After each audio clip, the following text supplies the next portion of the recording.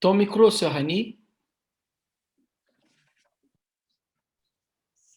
Donc, nous allons prendre nos Bibles et nous allons lire Luc 5, versets 31 et 32. Jésus, prenant la parole, leur dit, « Ce ne sont pas ceux qui se portent bien qui ont besoin de médecins, mais les malades. Je ne suis pas venu appeler à la repentance des justes, mais des pécheurs. » Amen. Et je vais demander au frère Fabio de nous conduire au trône de la grâce.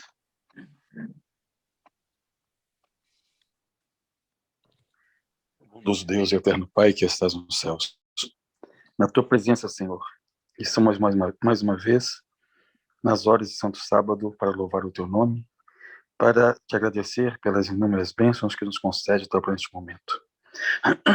Também queremos te agradecer, Senhor, por esse momento de escola de sabatina que passaremos aqui reunidos no teu nome, para aprendermos de ti lições para a nossa vida espiritual. E que essas lições, Senhor, possam servir para nos orientar o caminho rumo aos céus. Prepara os nossos corações para essas mensagens. Unge os lábios dos teus servos que tu escolheste para repartir conosco nesta manhã as tuas mensagens, para que eles tenham inspiração do alto para falar em teu nome. Perdoa, Senhor, os nossos pecados. Resta conosco, Senhor, durante as horas desse sábado. É o que te suplicamos no doce nome de Jesus hoje e sempre. Amém.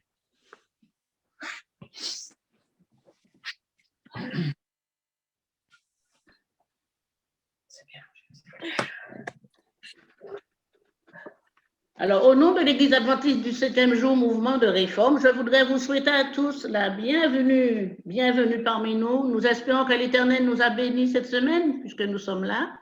Je n'ai pas eu de mauvaises nouvelles. Donc, je pense que nous avons été tous bénis en ce matin.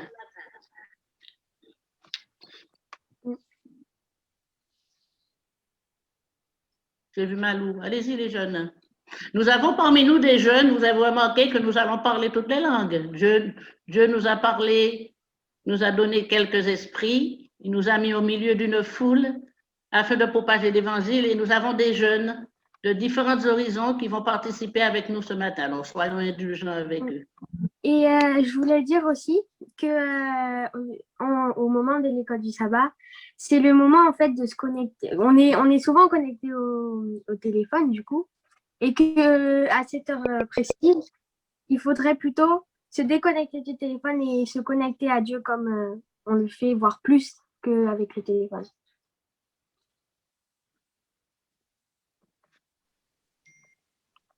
Allez, Youyou. que le Saint-Esprit nous accompagne durant ce moment et que pendant cette leçon du sabbat, il puisse entrer dans nos cœurs et pour que nous puissions propager la parole de Dieu partout dans tout le monde. J'ai aperçu Malou et je ne le vois plus. Malou. Je vous souhaite une bonne étude à tous. Alors, bienvenue. Sentez-vous à l'aise, que ce soit les visiteurs, les membres habitués, les jeunes ou les gens que nous ne connaissons pas forcément. Mais sentez-vous à l'aise avec nous aujourd'hui, que nous puissions partager ces moments dans la joie et dans la paix. Alors, pour continuer, nous allons écouter un chant du frère Xavier.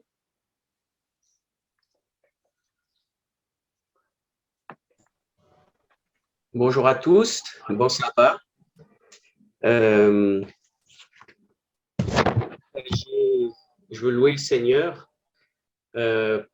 parce que des fois on ne se rend pas bien compte peut-être de tout ce qu'il a fait pour nous, ce qu'il a subi également. Et ce chant retrace un petit peu ce qu'il a fait pour nous, son sacrifice.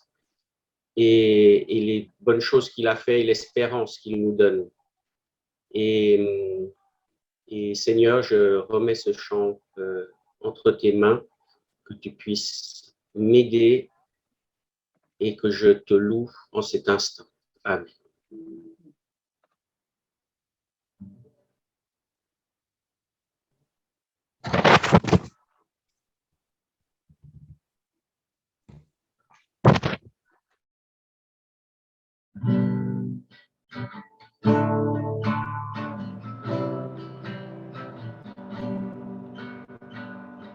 Quand j'ai vu tes mains guérir tant de malades, quand j'ai vu tes mains qui rompaient du pain pour nourrir tout autour de toi des milliers d'hommes, Seigneur, en retour, reçois mon amour. Seigneur, en retour, reçois mon amour. Quand j'ai vu tes pieds saigner de partout, quand j'ai vu tes pieds percés par le clou, pour sauver tout autour de toi des milliers d'hommes, Seigneur, en retour, reçois mon amour. Seigneur, en retour, reçois mon amour. Quand j'ai vu tes yeux pleins de pleurs, de larmes, quand j'ai vu tes yeux au regard d'amour, pardonner tout autour de toi des milliers d'hommes, Seigneur, en retour, reçois mon amour. Seigneur, en retour, reçois mon amour. Et quand j'ai vu ton corps tout meurtri de coups, quand j'ai vu ton corps vivant malgré tout, ressuscité pour toujours, des milliers d'hommes, Seigneur, en retour, reçois mon amour. Seigneur, en retour, reçois mon amour.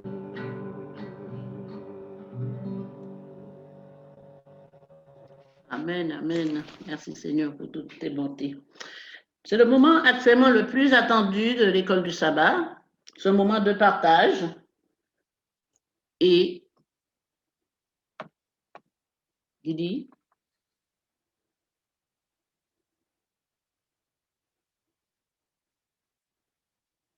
J'ai plus de compagnon de voyage. Yuri, Didi. J'espère que vous avez bien étudié la leçon pour pouvoir bien suivre et participer. Que Dieu vous bénisse pendant ces moments et que vous puissiez, grâce à la leçon, apprendre plein de choses. Malou, tu as perdu la voix. Il est l'heure de nous déconnecter des téléphones et nous connecter au Seigneur. Alors, je vais laisser la parole à Johan. Je crois que c'est lui qui fait la leçon aujourd'hui pour qu'il puisse nous guider dans cette étude.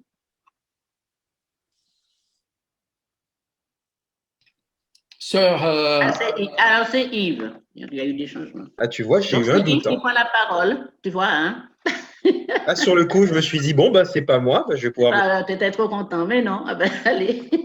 Écoute. Bon, merci Annie, merci aux enfants et que Dieu les encourage à continuer comme ça. Donc, je vous souhaite à tous le bonjour, un bon sabbat ensoleillé en France. Je ne sais pas pour la Suisse et je ne sais pas pour la Belgique, mais chez nous, en tout cas, on a du soleil. Alors, la chaleur avec, je vais en douter, mais je vais rester sur cette journée lumineuse. Alors, pour commencer cette leçon, nous allons déjà lire ensemble, enfin, je vais demander à quelqu'un s'il veut bien lire le verset dans Acte 2, le verset 38. Qui motivé? Alors, je rappelle vite fait, hein, vous pouvez intervenir à n'importe quel moment, vous répondez sans forcément, bien sûr avec un peu de discipline, hein, mais sans forcément être interrogé directement. Je n'interroge personne directement, chacun est libre. Mais surtout, vous enlevez votre micro et puis chacun son tour répond tranquillement. Alors, pour le premier verset, qui est motivé? Personne. Ben, vas-y, frère, n'hésite pas.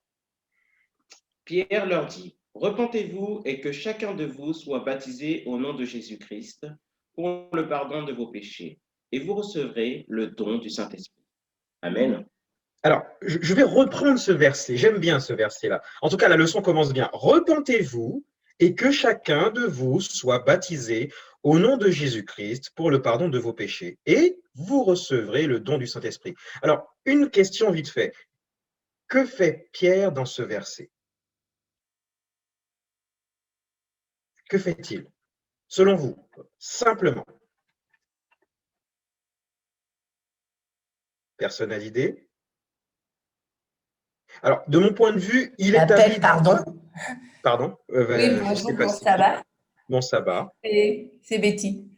Betty, Donc, bonjour Betty. il appelle simplement les hommes à la repentance. Il dit « Repentez-vous pour le pardon de vos péchés ». Donc, il les appelle à la repentance. Le message que nous tous devrions donner à tous les hommes. Oui, mais il va plus loin. Parce que Jésus, il a apporté déjà ce message de repentance. Que fait-il vraiment? Je voulais dire que c'est un rappel qu'il fait aux hommes, mais il leur parle du salut. Oui, mais il va encore plus loin. Jésus a fait la même chose. Alors, je vais répondre à cette question. Il établit les bases nécessaires afin d'obtenir le don du Saint-Esprit. La repentance, être baptisé et recevoir et demander le pardon, bien sûr, de nos péchés, puis pour ensuite recevoir le Saint-Esprit. Il établit simplement les bases au début. Maintenant, une question quand même qui me trotte comme ça, mais je la pose plus au pasteur. Hein. Après, si d'autres personnes peuvent répondre, est-ce qu'il est nécessaire d'être baptisé? Alors franchement, c'est une question qui m'a trotté dans la tête. Est-ce qu'il est nécessaire d'être baptisé pour recevoir le Saint-Esprit? Alors là, n'importe qui peut répondre, mais je l'envoie vraiment au pasteur. Si le frère Jean-Paul, le frère Marcos, ils sont là. Non, puisqu'on a un exemple dans la Bible. Ah, qui donc? Dans les Actes, c'est l'apôtre, l'apôtre Pierre qui en parle avec Corneille. Corneille avait reçu le Saint-Esprit et il dit, s'il a reçu le Saint-Esprit, comment peut-on faire s'il a reçu le Saint-Esprit pour ne pas le baptiser, quoi? On est d'accord que Corneille était dans une condition particulière pour recevoir le Saint-Esprit. La condition même que les disciples avaient suivie. Oui. Non? Marcos, vas-y.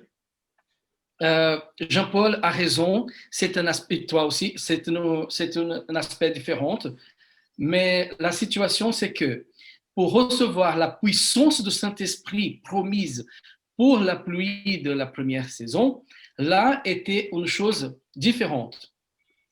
OK? Oui. Mais nous recevons le Saint-Esprit et le Saint-Esprit travaille dans l'homme avant son baptême, parce que au contraire, il n'arrivera jamais au baptême.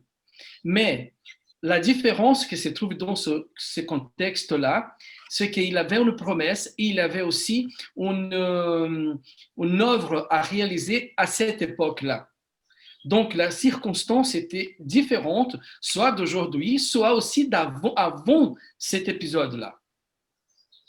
D'accord. Oui, tout à fait. Il faut faire, je suis d'accord avec toi, Marcos, il faut faire la différence entre le fait que le Saint-Esprit travaille dans le cœur de tous les hommes Mhm.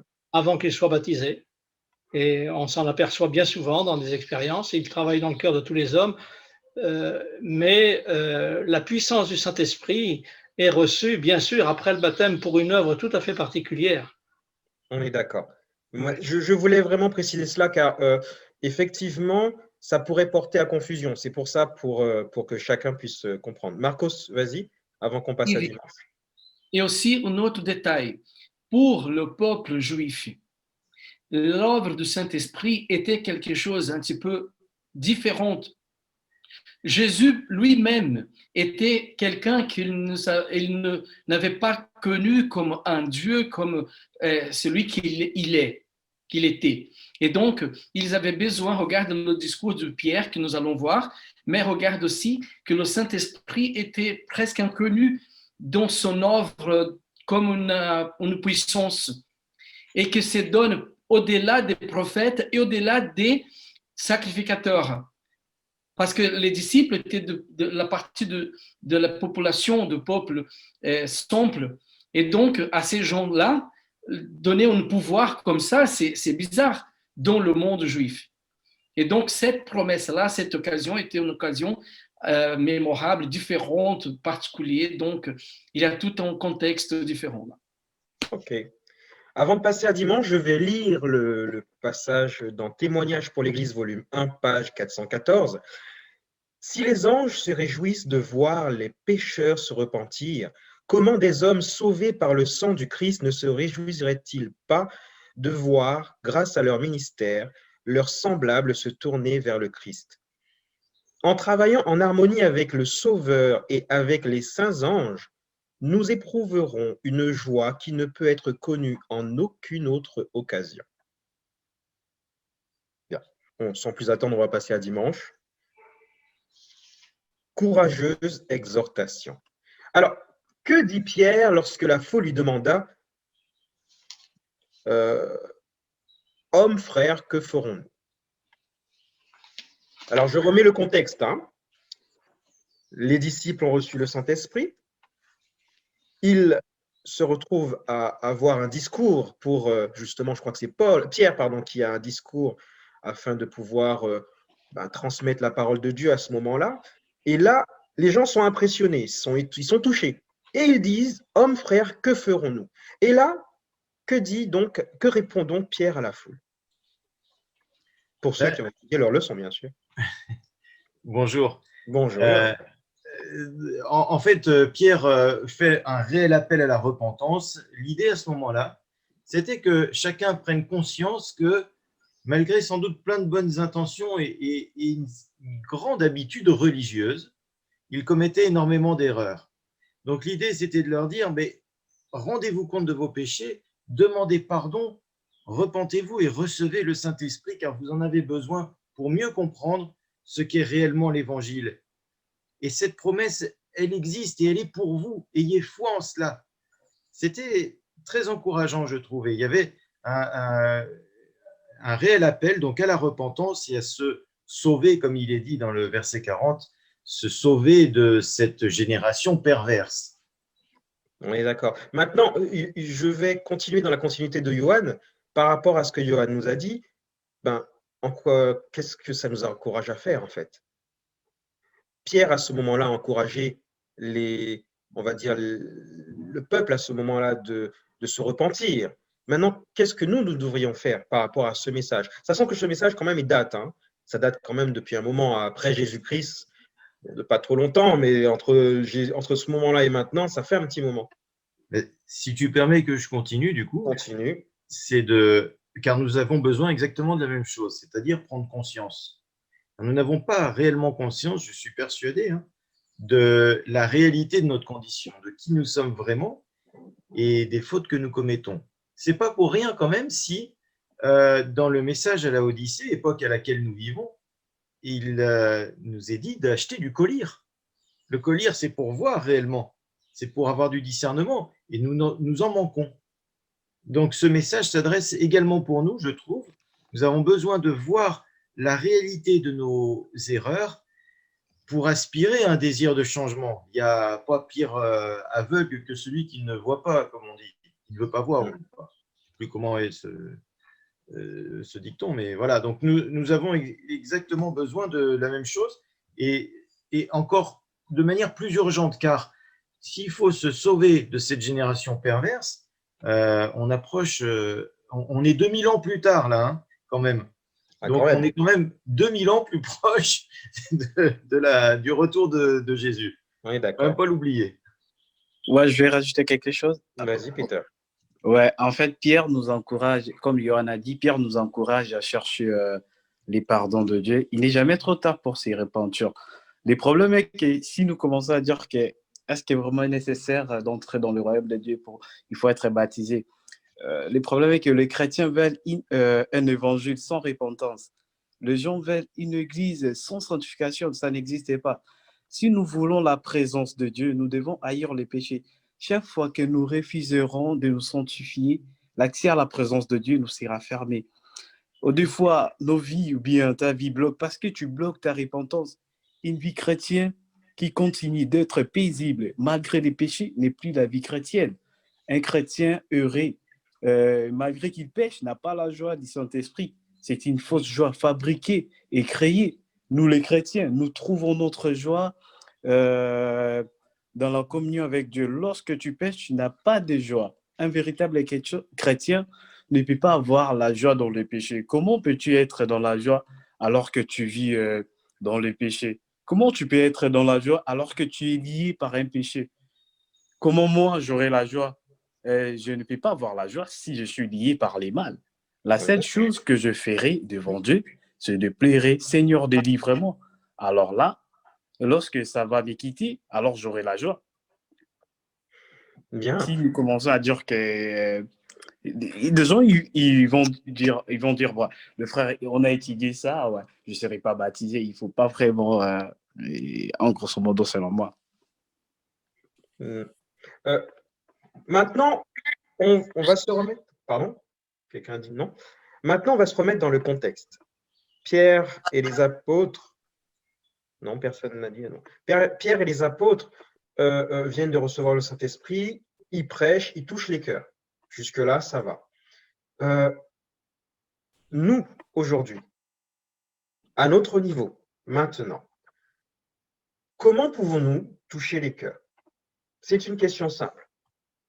Alors, oui, effectivement, nous avons besoin de recevoir le Saint-Esprit, la pluie de l'arrière-saison. Ça, je ne vais pas dire le contraire. Mais là, tout de suite, dans notre sphère spirituelle, dans notre capacité à l'heure qu'il est, dans notre relation avec le Seigneur et avec les autres, comment pouvons-nous, et je dirais, de quelle façon pratique nous devons agir afin que la vérité puisse toucher les cœurs de ceux qui nous entourent? Intervenir. Vas-y. Donc, c'est vrai qu'au début, tu disais que c'était un message qui a été donné il y a très longtemps. Mais ce message, il est aussi effectivement encore plus d'actualité. Comment peut-on, en fait, amener les hommes à se repentir, amener des âmes vers le Seigneur? En fait, je dirais qu'il faut bien entendu faire des études, il faut faire des prédications, etc. Mais je crois que ce n'est pas le plus important, ce n'est pas ce qui va ramener les hommes vers le Seigneur. Ce sera une vie, notre vie doit être une religion, si je puis dire. Témoigner dans tout ce qu'on fait.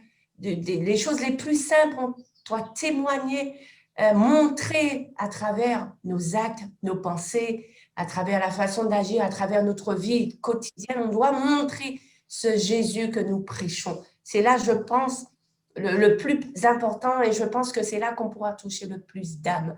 Si effectivement on a une vie qui est en contradiction avec ce que nous prêchons, je crois qu'on fera fuir plutôt les âmes que l'on pourrait les attirer vers le Seigneur. On est d'accord.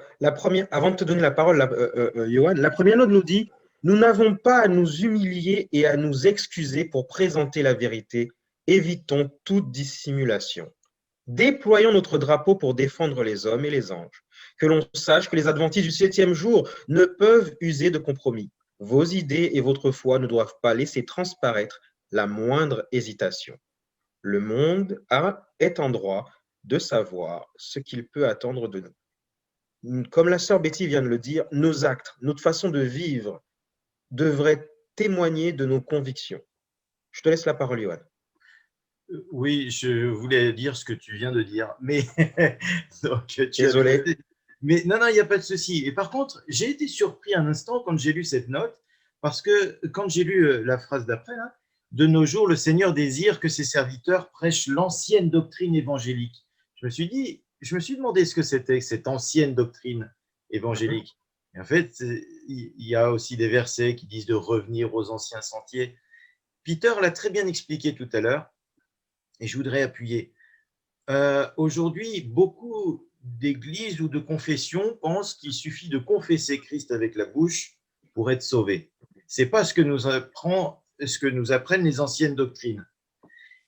S'il n'y a pas d'authenticité, de réelle repentance, de prise de conscience des péchés, de repentance, de pardon et d'adéquation entre la parole de Dieu, entre la loi et ce que nous mettons en pratique, on a beau confesser Christ, ça ne nous sauvera pas. On est d'accord. Il ne faut quand même pas l'oublier. Et attention, car aujourd'hui, on parle beaucoup de spiritualité, de plein de choses, et puis on va très vite vers l'ésotérisme d'ailleurs, mais c'est pas la spiritualité, ça ne veut rien dire si ça ne se concrétise pas à un moment donné. C'est tout ce que j'avais à dire. Ok, c'est ce qu'on va voir plus ou moins tout au long de la leçon. Hein. Frère Jean-Paul, attention, il faut qu'on arrive, il faut qu'on avance, donc je te cède la parole, mais très court pour qu'on passe à lundi. Juste un verset. Pas lundi. Oui, lundi. Un verset. Dans Jean 13, verset 35. À ceci, tous connaîtront que vous êtes mes disciples si vous avez de l'amour les uns pour les autres. Tu anticipes sur la leçon, cher frère. Ah ben, non, mais c'était la manière de… Bon. Non, mais je pense que tu verras toi-même que tu anticipes sur la leçon, mais c'est bien, c'est bien. On est dans le bon ton. Alors, Yves, si c'est possible. Très court, Xavier. C'est que j'aime bien le verset 40 de Acte 2 où il dit que par plusieurs autres paroles, il les conjurait et les exhortait. Donc, on voit bien qu'il cherchait la façon de pouvoir vraiment les convaincre. Et peut-être pour nous, c'est la même chose. Et je crois, par rapport à ce que vous avez dit, souvent, on peut, en tout cas moi, hein, je ne sais pas vous, mais des fois, on peut avoir un peu honte de dire vraiment clairement la vérité telle qu'elle est et on tourne un peu autour du pot. Et je crois que tout en cherchant, comme Pierre, à chercher les paroles justes pour exhorter et conjurer, il disait quand même la vérité telle qu'elle est. On est d'accord. Les gens ont besoin aujourd'hui de savoir sur qui, comme dit la note que tu as lue, sur qui ils peuvent s'appuyer et pas des gens qui sont un peu chancelants, comme m'a dit Betty, on doit être cohérent, quoi. Vraiment. On est d'accord. Nous allons quand même passer à la leçon de lundi, hein, parce que sinon, on n'avancera pas. Je sais que frère Arnaud, tu veux parler, mais on va dire que tu vas parler dans lundi. Tu vas faire un espèce de retour en arrière, mais pas trop quand même. Alors, des résultats miraculeux. Alors, première question simple. À quelle œuvre miraculeuse, pas à quelle œuvre, quelle œuvre miraculeuse fut accomplie par le Saint-Esprit? Alors, pour ceux qui ont lu dans Acte 2, 41. Ceux qui s'en rappellent. 3000 de plus. Ah, 3002. Alors, quand même, mettons-nous bien, environ, mettons-nous bien à la place des disciples. Jésus est parti, ils humilient leur cœur, ils font un discours. 3000 personnes le jour même. Waouh! Et si on lit un peu plus loin, dans la note, je crois qu'il est dit que, alors plus loin, il y en eut plus qui se convertirent par un sermon le jour de la Pentecôte que durant toutes les années du ministère du Christ. Bon, quand même. On va voir pourquoi. Parce que ce n'est pas comme ça que c'est arrivé. Il y a le Saint-Esprit, mais il y a autre chose. Maintenant, une question toute bête. Je pense que chacun d'entre nous aurait bien voulu être parmi, je dirais, ses disciples ou ceux qui étaient présents, voir 3000 âmes converties, ce serait quelque chose qui serait extraordinaire. Mais à notre niveau, je ne vais pas dire est-ce qu'il est possible d'avoir 3000 âmes de converties en un jour, mais ne pouvons-nous pas faire la même chose chaque jour, à chaque instant, que ce soit dans nos foyers, dans notre voisinage, dans notre église, dans notre travail, dans tous les lieux où nous passons, le nombre de personnes que nous rencontrons dans une seule vie, je n'ai pas envie de dire qu'on rencontre 3000 personnes, mais je pense qu'on a assez d'interactions. Selon la façon dont nous vivons, si nous vivons comme le Christ, je pense que nous pouvons toucher par notre attitude ou par ce que nous disons, comme l'a dit le frère Xavier, si nous choisissons bien nos mots, nos paroles comme Pierre l'a fait, nous pouvons toucher énormément de personnes. Alors c'est vrai, j'aurais été content d'être présent avec Pierre et les disciples, voir 3000 personnes converties en un jour, mais je pense qu'il ne faut pas diminuer ce que Jésus a fait, lui, tout au long de sa vie. Tu vois, je pense que c'est quelque chose que peut-être des fois on se fixe trop sur ce que l'on veut voir et on ne fait plus. Et en fait, on doit faire, tout en sachant combien de fois il y a des colporteurs ou des prédicateurs qui ont fait un travail, là, comme Jésus, et qui ne voient pas le résultat. Un autre colporteur arrive ou un autre pasteur, et là, pouf, tout à coup, les gens acceptent le message. Donc, on ne sait pas de ce qu'on sème, ce que ça va donner après. Peut-être qu'on ne verra pas de nos propres yeux sur cette terre, on verra là-haut. Et exactement ce que tu dis se retrouve dans la note. Pas ici en bas, mais bon. On aurait bien voulu le voir. Mais comme ce que tu viens de dire et ce que tu as dit avant se revoit dans la deuxième note, juste après la question A, la semence avait été jetée par le plus grand maître que le monde ait jamais connu. Et il nous explique plus loin dans la note que c'est parce que la semence avait été jetée que lorsque les disciples sont venus et qu'ils ont fait le premier sermon, eh bien, à ce moment-là, ça a germé et donné du fruit. Est-ce que quelqu'un a quelque chose à rajouter avant que je passe à la deuxième question? Non. Nous allons continuer. Maintenant, comment l'Église primitive s'organisait à l'époque? Comment ils étaient? Comment ça se passait à peu près? Nous avons des indications, bien sûr, dans le verset. Non, personne n'a lu ce verset dans Acte 2. Vas-y, Marcos. C'est la deuxième question, juste? Plus ou moins. Plus ou moins. Plus ou moins ou exact la deuxième question? Oh, C'est pas exactement la deuxième question. Je dirais comment ils s'organisaient, tout simplement. Comment ils vivaient. D'accord. Donc, la première chose, c'est l'amour et le respect. L'amour les uns vers les autres. De la direction vers le peuple, du peuple vers la direction. Ça veut dire, on entend ça dans le premier verset, le 42, où il persévérait dans la doctrine des apôtres. Et je voudrais ajouter que dans la question antérieure, dans la partie du dimanche, quand on a parlé des enseignements du passé, la doctrine des apôtres n'était que celle de l'Ancien Testament, dans l'accomplissement de la venue du Christ. Mais la doctrine, les enseignements étaient tout basés sur l'Ancien Testament. Il n'avait pas d'autres ou de nouveaux enseignements, de nouvelles doctrines. La doctrine était tout là. Donc, ça, c'est la première chose. Et le peuple respectait soit la doctrine, les enseignements des apôtres. Ça produit aussi une harmonie, dès que ça se base sur la parole de Dieu d'abord. Après, aussi, une autre chose, c'est le partage de l'amour dans les choses communes et aussi dans les besoins des prochains. Donc, la préoccupation de savoir si la personne va bien ou pas, si elle a des soucis ou pas, la communication entre l'Église, entre les organismes de l'Église, on va appeler aujourd'hui des départements, et donc ça fonctionnait très bien pour ne pas laisser que les personnes pouvaient avoir des soucis dans leur vie. Au point aussi de partager l'argent et toutes les choses qu'ils avaient besoin.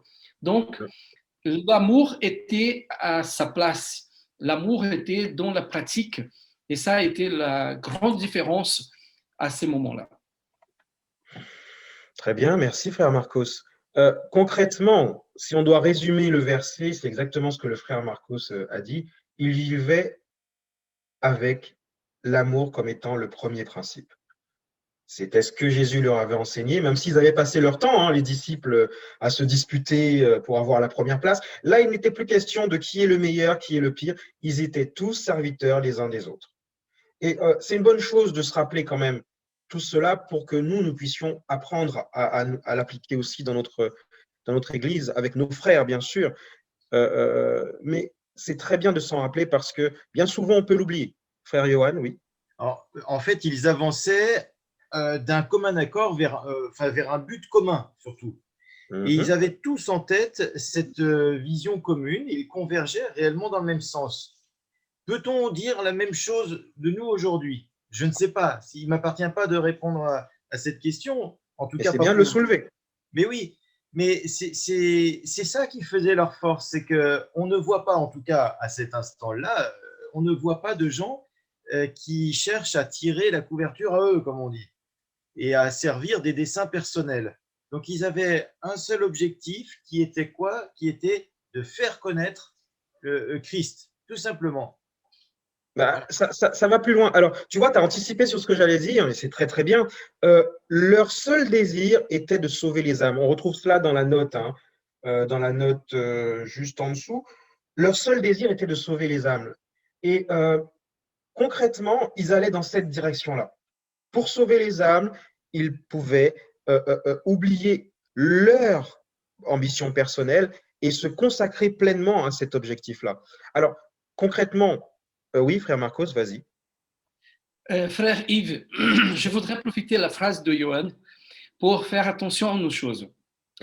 Prêcher le Christ, faire connaître le Christ, le salut en Christ.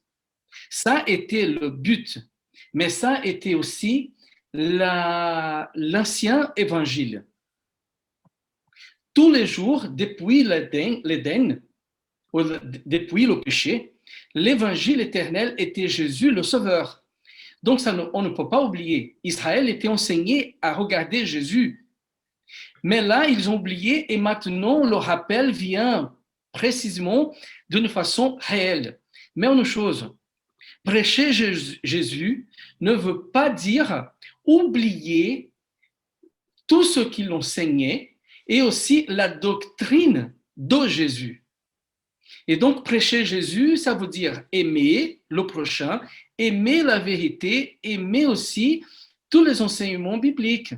Qu'aujourd'hui, les personnes disent aimer Jésus, prêcher Jésus et le reste n'importe plus. Et donc, là, c'est une erreur d'enseignement des choses. Donc, prêcher Jésus, bien sûr. Et prêcher le Jésus de l'évangile de toujours. Parce Marcos, je laisse vite fait la parole à Johan. Ce n'est pas pour te couper, mais il faudra qu'on avance un peu. Johan, court, très court. Très court. Prêcher Christ, ça veut dire faire les œuvres de Christ et ce qu'il enseignait. Christ n'a jamais dit qu'il abolissait la loi, comme certains le prétendent. Absolument pas. Christ a accompli certaines choses de la loi, des lois cérémonielles, c'est vrai, mais quand Jésus disait, et quand il guérissait quelqu'un et qu'il disait va et ne pêche plus, ne péchez plus, mais selon quoi? Selon quelle doctrine? Eh bien, justement par rapport au texte antérieur. Et ça, c'est très important. On ne peut pas être chrétien et dire que nous sommes sous la grâce et que la loi n'est plus est caduque. Ce n'est pas ça être chrétien, c'est être je ne sais pas quoi, mais pas chrétien. On est d'accord. Nous allons quand même passer. Alors, court, frère Arnaud, pour passer à mardi. Oui, ça va être très court. L'ancienne doctrine évangélique, c'est comme le frère Marcos l'a dit, c'est la doctrine de l'Éden. OK? L'Éden qui représente la sainte cité. Donc, il faut prendre l'emplacement. Il y avait 3 personnes. Jésus qui parlait, Dieu, Adam et Ève qui écoutaient, le serpent qui écoutait.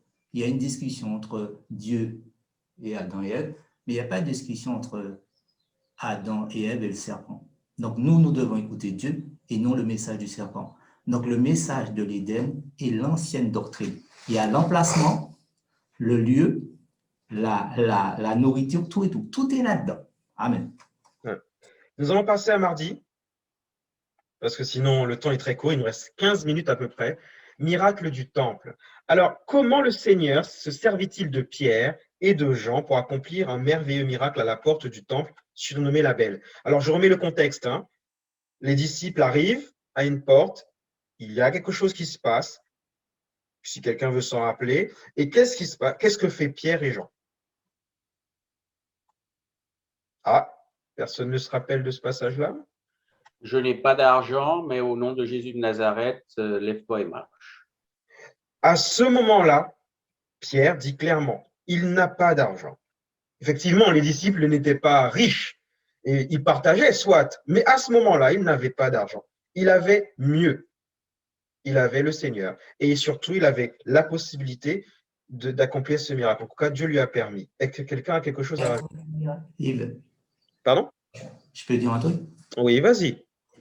Les apôtres ont dit ils n'ont ni argent ni or. Cet amour de Dieu, ils ne l'ont pas. C'est un don de Dieu. L'argent, l'or, ce n'est pas l'observance de la loi qui nous sauve. Ils donnent le don précieux du salut en Jésus-Christ, le don de Christ. Donc, ce don-là, que Christ leur a donné, ils le transmettent. Mais ce don-là, c'est un don de Dieu. Donc, ils n'ont ni la force d'obéir à la loi, ni l'amour agapé. C'est Dieu qui nous donne ce don pour le transmettre aux autres. Amen. Amen. Donc, l'apôtre Pierre guérit ce malade. Enfin, je crois que c'était un paralytique qui ne pouvait pas marcher. Il le guérit, celui-ci rentre dans le temple, heureux, comme beaucoup l'ont fait à l'époque de Jésus, chantant, louant Dieu et tout. Et là, tout le monde constate la situation. Il remarque, tiens, c'est le paralytique, celui qui était à telle porte, qui était quand même assis, ne pouvait pas bouger, était mendiant. Comment ces choses sont arrivées? Et là, les gens sont étonnés. Que fait Pierre lorsqu'il voit et constate que le peuple est étonné de ce que ce miracle a été fait? Moi, je voudrais bien répondre. Vas-y. Alors, on sait déjà que ce paralytique était né paralytique. Donc, on ne pouvait pas dire que c'était un faux semblant où il avait récupéré ses capacités, etc. Donc là, le peuple est étonné et d'autant plus étonné qu'on pensait que, puisque Jésus était mort, les miracles avaient disparu. Et donc là, il voit que de nouveau, il y a des miracles. Donc, ils vont se retourner vers Pierre, etc. Ils vont courir vers lui pour justement être aussi sauvés ou avoir un miracle dans leur vie. Et là, on va voir que Pierre va leur dire que ce n'est pas de leur sort, de leur fait qu'ils font cela, mais que c'est que Jésus-Christ qui a le pouvoir de redonner la vie, la santé, et que seul Christ peut nous sauver. Donc, il fait bien je vais dire, il remet les choses à leur place. On est d'accord. Plusieurs fois, les disciples se sont retrouvés à faire des miracles Et à chaque fois, leur attitude, constatons bien, ils ont renvoyé celui qui a été guéri ou le peuple vers Jésus, afin de ne pas pouvoir prendre la gloire de ce miracle ou prendre pour eux le mérite. Et ils ont tout de suite rebalancé les choses correctement dans le bon sens. Maintenant, on se retrouve quand même dans une situation où Pierre, il écoute ce que les gens lui disent et tout, et il aurait pu être rancunier. Il aurait pu dire c'est à cause de vous que Jésus est mort, donc il aurait pu faire quelque chose, en fait, il aurait pu aller plus loin, il aurait pu peut-être faire dire des choses qui ne sont pas forcément bonnes. Et pourtant, quand on lit plus loin dans la note, la dernière note, on voit qu'il se retient. Tu allais dire quelque chose, Johan? Oui, je voulais dire que Pierre aurait pu invoquer par Jésus le feu du ciel pour tous les cramer là, parce qu'ils avaient quand même tué le Christ. Mais Pierre dit, mais je sais que vous avez agi par ignorance. Il ne cache pas, il n'amoindrit pas l'erreur terrible qu'ils ont commise. Par contre, il leur accorde le bénéfice du doute. Il leur dit, mais maintenant que vous en prenez conscience, changez réellement et mettez-vous à croire. Il faut savoir que, et ça c'est bien, Pierre, dans cette attitude-là, évite non seulement de prendre le mérite, mais évite aussi de créer, on va dire, un esprit de vengeance. Heureusement, à ce moment-là, il a le Saint-Esprit, donc il agit bien. Bien souvent, on a tendance, lorsque quelqu'un pêche, on a tendance à rajouter, à lui dire c'est de ta faute, tu es responsable. Et là, Pierre ne fait pas ça. Pierre, il reste prudent. Il ne juge pas, en fait. Il leur dit, maintenant que vous savez ce qu'il faut faire, agissez en conséquence. Si personne n'a rien à rajouter, on va passer à mercredi quand même, parce que le temps passe. Le moment de se briser sur le rocher. J'ai bien aimé cette leçon, par contre.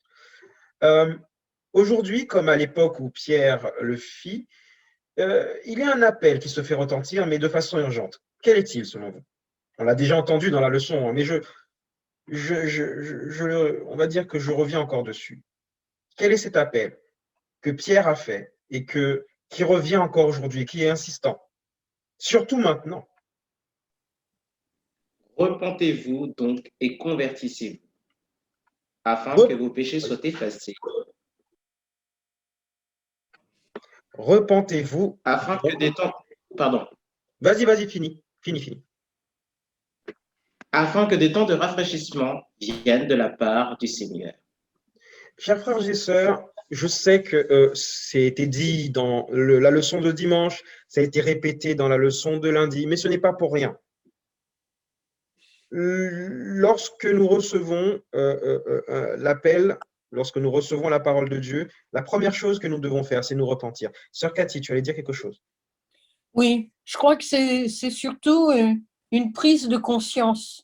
Je crois qu'il nous, parce que c'est plusieurs fois qu'on nous invite à cette repentance.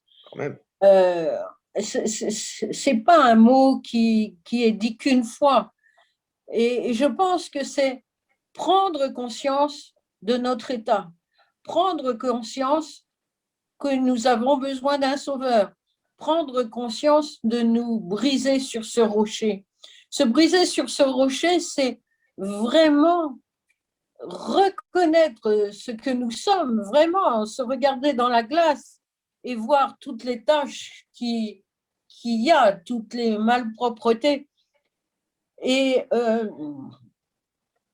d'abord accepter de se voir, accepter de se voir tel que nous sommes.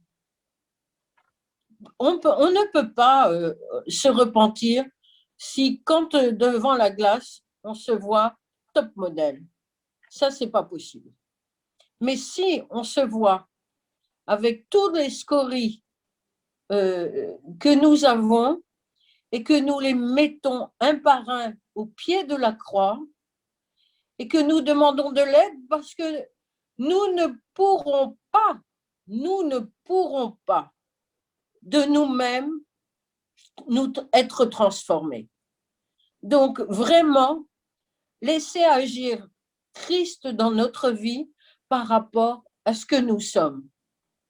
Et pleurer et crier à lui pour que cette transformation soit vraiment faite.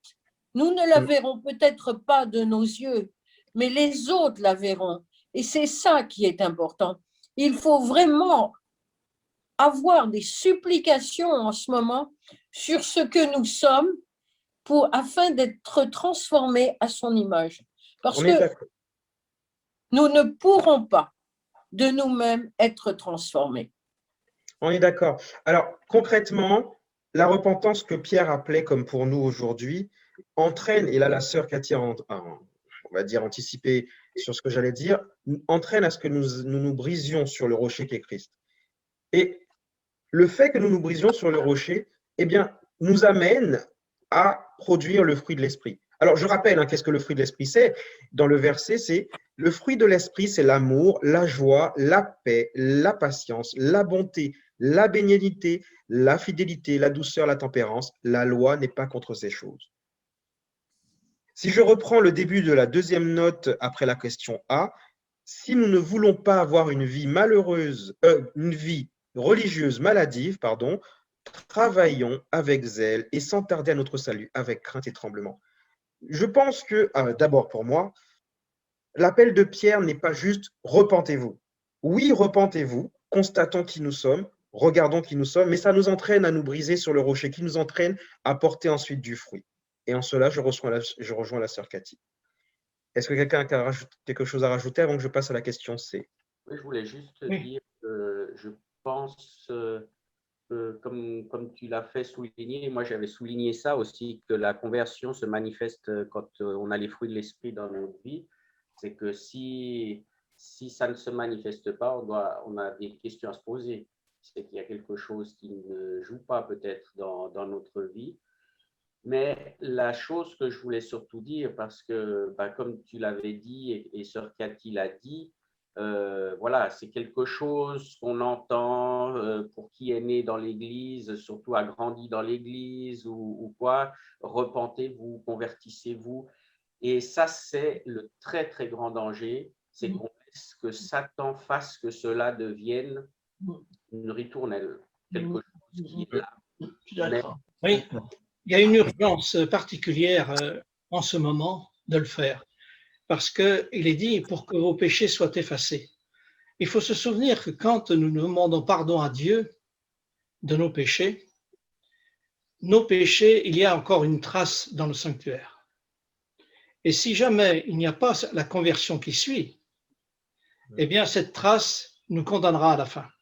Et aujourd'hui, effectivement, c'est bien expliqué dans la tragédie des siècles, on doit penser à ce que tous nos péchés soient effacés. Pour qu'ils soient effacés des livres, des registres des péchés, il faut absolument qu'ils soient confessés. Il ne peut pas y avoir de péché effacé sans cette confession-là. Et un seul oublié sera notre condamnation. On est entièrement d'accord, frère Jean-Paul. Juste pour rajouter à ce que tu as dit, et tu me diras si je me trompe, si nous sommes vraiment repentis, que nous portons du fruit, on peut espérer ensuite avoir le Saint-Esprit ou pas? Absolument, oui. Oui. Alors nous avons, j'ai presque envie de dire une bêtise, nous avons la formule complète. Repentance, qui entraîne bien sûr la confession, l'abandon des péchés, mais enfin, nous nous brisons sur le rocher, ensuite nous portons du fruit, et là, nous ne pouvons qu'espérer avoir le Saint-Esprit à la fin. Oui. Bien.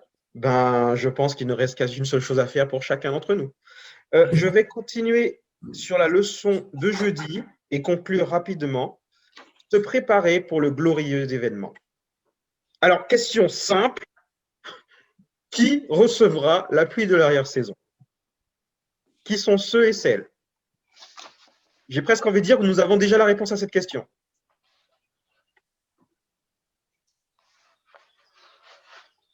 Personne n'a suivi. Non? Personne ne sait qui recevra la pluie de l'arrière-saison. Attention. Ceux qui seront convertis et repentis. Ceux qui se seront repentis et convertis. Et qui seront restés dans cette optique-là pour suivre le Seigneur et évoluer dans leur foi.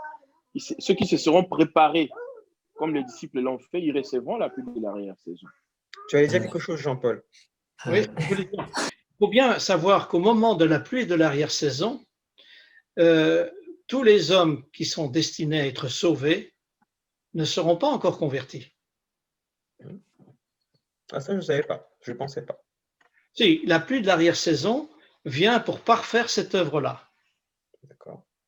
Auprès de ceux qui n'ont pas pris vraiment une position qu'ils ne connaissaient pas. Et la pluie de l'arrière, mais tous ceux qui se disent chrétiens aujourd'hui et qui ont, comme nous sommes tous, qui ont connu l'Évangile, ne pourront pas attendre la pluie de l'arrière-saison pour se convertir. Ça, c'est pas possible. D'accord, ok. Il faut bien faire attention à cela. Donc, comme le dit le frère Junior, il faut se préparer. Tous ceux qui se préparent à la recevoir, bien sûr. Voilà, et ceux qui connaissent l'Évangile aujourd'hui et qui ne se préparent pas n'auront pas l'occasion, à la pluie de l'arrière-saison, de pouvoir changer de camp. Ça, c'est pas une possible. chose à retenir. Il y a un verset, merci frère, il y a un verset que je tiens à lire avant de laisser la parole à une dernière personne. C'est dans 2 Corinthiens 7, le verset 10 et 11. En effet, la tristesse selon Dieu produit une repentance à salut dont on ne se repent jamais, tandis que la tristesse du monde produit la mort. Et voici cette tristesse selon Dieu. Quel empressement n'a-t-elle pas produit en vous? Quelle justification, quelle indignation, quelle crainte, quel désir ardent, quel zèle, quelle punition? Vous avez montré à tout égard que vous étiez purs dans cette affaire. Je souhaite dès aujourd'hui pour moi, pour nous tous aussi, que nous puissions nous préparer et donc que nous puissions nous repentir, avoir cette vraie repentance, cette tristesse selon Dieu qui va nous amener à délaisser complètement le péché. Nous préparer donc pour recevoir la pluie de l'arrière-saison. Mais comme l'a dit le frère Jean-Paul, ce sera là pour parfaire. Mais c'est parce que ce sera préparé qu'on pourra bénéficier de cette pluie-là. Si nous ne nous préparons pas, nous n'aurons malheureusement aucun effet, même si elle tombe à côté de nous. Le frère Arnaud voulait dire quelque chose, je crois, non? Je l'ai coupé. Non, c'est que, en vérité, tout ce que je voulais dire, Jean-Paul l'a mis en avant. Donc, je dis amen à ce que Jean-Paul a dit. Ah, d'accord. Content. Bon. Eh bien, si personne n'a quoi que ce soit à rajouter, je pense qu'il est l'heure. J'ai 2 petites minutes de retard quand même. C'est une très belle leçon que j'ai aimé partager avec vous. J'espère que dès ce soir, dès maintenant, dès aujourd'hui, dès la seconde après la leçon, nous allons travailler dans ce sens afin de nous préparer à recevoir le Saint-Esprit. Je laisse la parole à… Yves. Oui. Un instant. Nous avons encore quelques minutes. La classe en portugais va terminer rapidement. Donc, il n'y a pas de souci, mais là, sur le coup, je vais laisser la parole à qui veut échanger sur le sujet. J'avoue que là, on a quand même bien travaillé sur la leçon. C'est vrai que j'ai accéléré un peu vers la fin, mais en fait, même si on essaie d'approfondir, l'essentiel, je dirais, a été dit. Le nécessaire a été dit. Je pense que se repentir, se briser sur Jésus et ensuite produire du fruit, comme l'a confirmé Jean-Paul, nous permet d'avoir le Saint-Esprit. Il n'y a pas d'autre direction à prendre. La repentance est le premier pas à faire. Voilà. Moi, je voulais vous faire part de mon ressenti.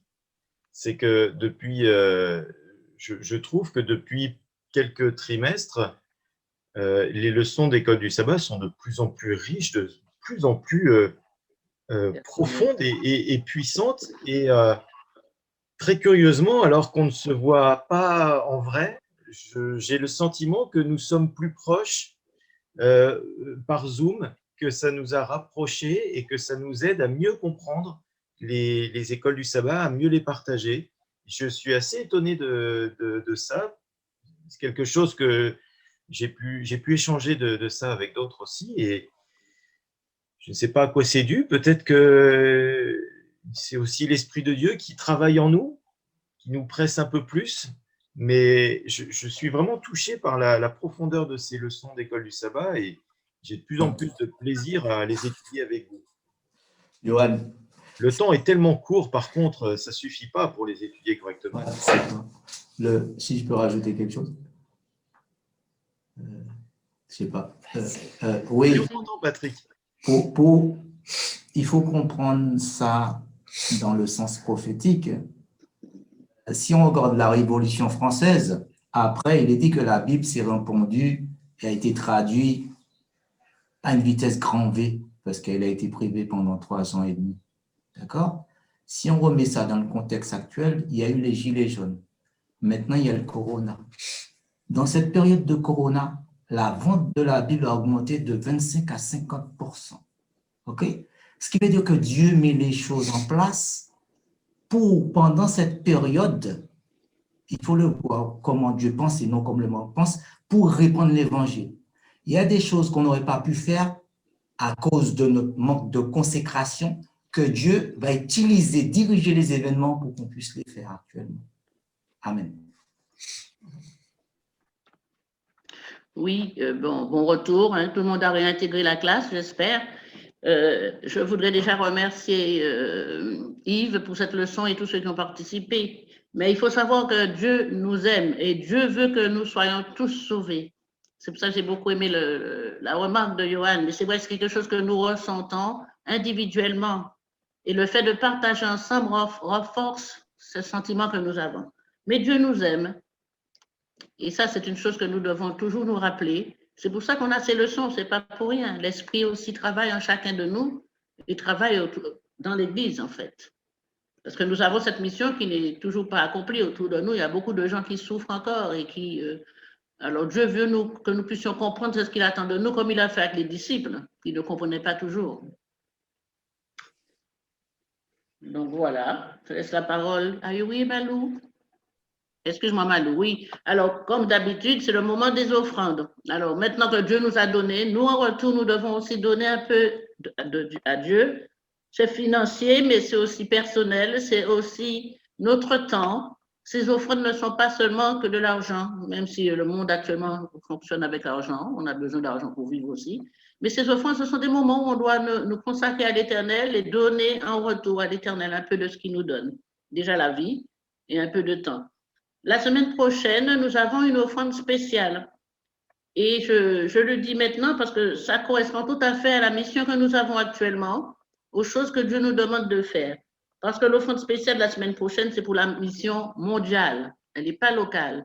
Donc, nous savons que Dieu nous a dit d'aller par tout le monde pour prêcher la bonne nouvelle. Donc, ces offrandes serviront aux ouvriers qui se déplacent, qui sont à travers le monde, de pouvoir travailler dans son œuvre. Tu savais qu'aujourd'hui, on a un chant spécial de quelqu'un de jeune, de très jeune. Ah oui, bien sûr. Andrea va nous chanter un chant spécial. Un chrétien, je voudrais être à l'image de ton nom. Je voudrais chaque ressembler à celui dont je suis la voix.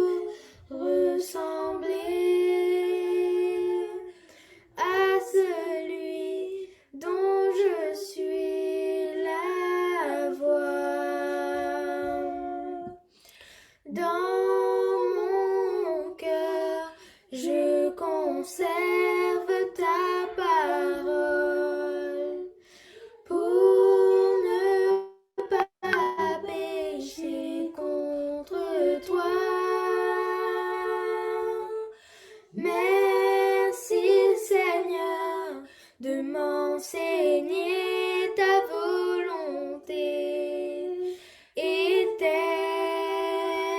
instructions. Un chrétien, je voudrais être à l'image de ton nom. Je voudrais chaque jour ressembler à celui dont je suis la voix. Un chrétien, je voudrais être. Un chrétien. Oh, amen. Mais nous avons une autre surprise. Nous avons des collaborateurs de plus en plus jeunes. Avec Dieu, il n'y a pas d'âge. Alors, je laisse la place pour la fille de Junior qui nous fait une surprise en ce matin.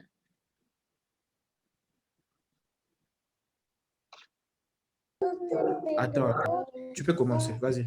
Car Dieu a tant aimé le monde qu'il a donné Dieu son Fils unique, afin que quiconque croit en lui ne périsse pas, mais qu'il ait la vie éternelle.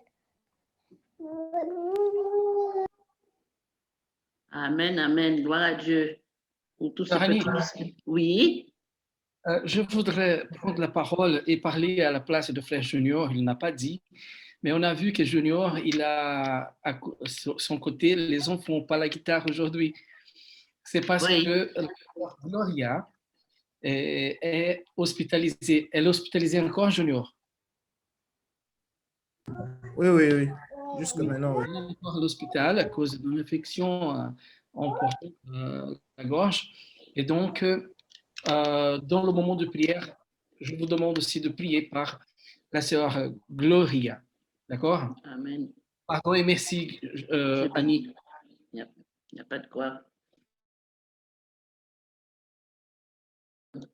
Pour continuer, je voudrais vous remercier tous, les membres, les non-membres, tous ceux qui ont pu participer. Merci pour le fait que Dieu nous apporte sa grâce. Merci à mes petits collaborateurs. J'espère que vous allez pouvoir continuer à louer l'Éternel et à aimer l'Éternel. Merci pour tout ce que vous faites au quotidien. Et je rappelle que Dieu nous appelle à des missionnaires. Donc, il n'y a pas d'âge pour la mission. Vous avez vu, il y a des tout petits qui commencent. Donc, nous, les vieux, organisons-nous pour faire de la place aux jeunes parce que c'est l'avenir aussi de l'Église et l'avenir de la mission. Merci pour tous ces sabbats que l'Éternel nous donne, que nous puissions le glorifier et le remercier pour ses bontés.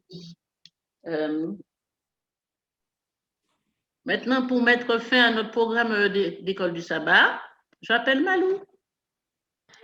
Maintenant, nous allons chanter le chant sans vente. Tenons-nous la lampe prête.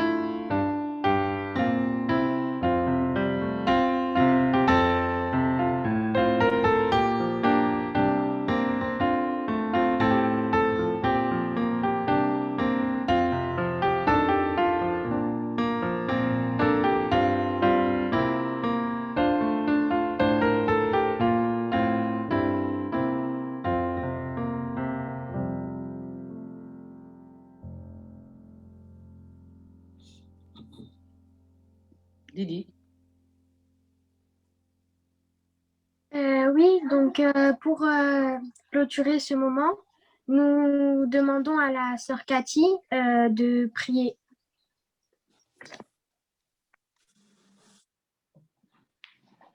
Tendre et bon Père céleste, nous te remercions de ton amour manifesté à travers cette école du sabbat pour nous instruire, pour nous montrer à quel point tu nous aimes, Seigneur, et que tu veux finaliser notre préparation. Père éternel, nous te remercions de nous envoyer ton Esprit Saint. Nous te remercions de nous faire prendre conscience dans l'état dans lequel nous sommes. Et merci, Seigneur, de vouloir nous transformer à ton image afin de pouvoir te rendre gloire à travers ce monde. Que ton nom soit sanctifié pour tous ces bienfaits, Seigneur. Merci de ce Saint-Esprit, Seigneur. Merci de ton sang précieux versé à la croix pour chacun de nous. Et merci encore de notre Dieu merveilleux qui nous aime d'un amour infini. Amen.